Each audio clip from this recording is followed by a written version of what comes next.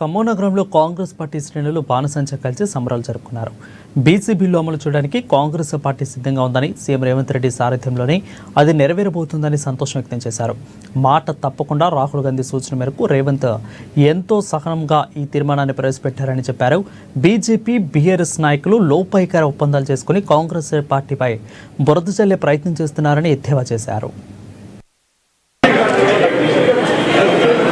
ఈరోజు BC bill ఆమోదమైన సందర్భంగా అందరూ ఇక్కడ కాంగ్రెస్ ఆఫీసులో సంజీవ్ రెడ్డి భవన్లో ఖమ్మంలో కలుసుకోవడం జరిగింది.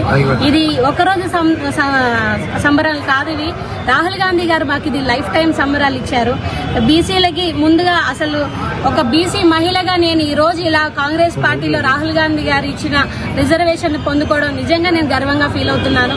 నాలాంటి మహిళలు ఇంకెంతో మంది బీసీల గలం వినిపించాలి. రాహుల్ గాంధీ గారిని ప్రధానమంత్రి చేసేంత వరకు కూడా మన సత్తా ఏంటో చాటాలి. ఆయన ప్రధానమంత్రి చేసేంత వరకు కూడా మనం ఏమాత్రం కూడా వెనకడుగు వేయొద్దు. మోడీని గద్దె దించే టైం ఆసన్నమైంది. మోడీ ఏదైతే దొంగ ఓట్లు వేసుకొని ప్రధానమంత్రి అయ్యిండో అది కాదు గొప్పతనం. అంటే గొప్ప గొప్ప వాళ్ళ కడుపులోంచి పుట్టిన రాహుల్ గాంధీ గారు ఆయన పేదల గురించి ఆలోచించే ఆలోచన, ఆయన చేసే విధానం, ఆయన మనకి ఇచ్చిన నాయకుడిని మనకి ఇచ్చిన సోనియా గాంధీ గారికి కూడా ధన్యవాదాలు తెలియజేసుకుంటున్నాను. ఆ తల్లిదండ్రి కన్నా బిడ్డలు రాహుల్ గాంధీ గారు, ప్రియాంక గాంధీ గారు నిత్యం ప్రజల్లో ఉంటూ పేదల పక్షాన వాదిస్తూ ఇవాళ బీసీలకి ఈ రిజర్వేషన్ ఇవ్వడం అనేది నిజంగా గర్వకారణం.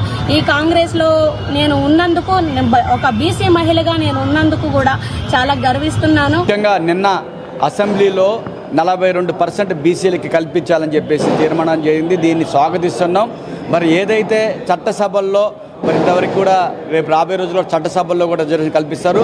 రేవంత్ రెడ్డి గారు, రాహుల్ గాంధీ గారు బీసీ డిక్లరేషన్లో భాగంగా 42% స్థానిక సంస్థల ఎలక్షన్లో రిజర్వేషన్ కల్పిస్తారని దానికి అనుగుణంగా అడుగులు పడ్డాయి. ముఖ్యంగా ఏదైతే రాబోయే రోజులలో మరి బీసీలకి అండగా ఉండేది ఏదైతే కాంగ్రెస్ పార్టీ అని చెప్పేసి ఉన్నది. గత 75 సంవత్సరాల కళ ఇది బీసీలకి.